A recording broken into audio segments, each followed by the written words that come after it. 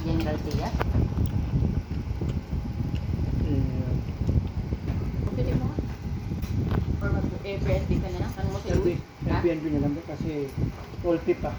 Tanong mo si Luis kung gusto niya sumama. Kawawa na may bata para gabi maisama natin sa dinner. No?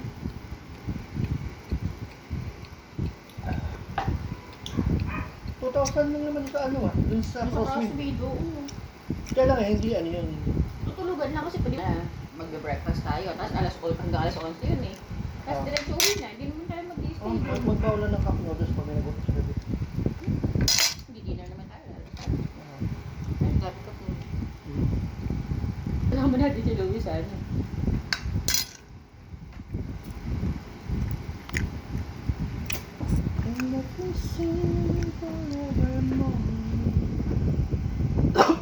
Ako nagtanong nung una. Like and subscribe.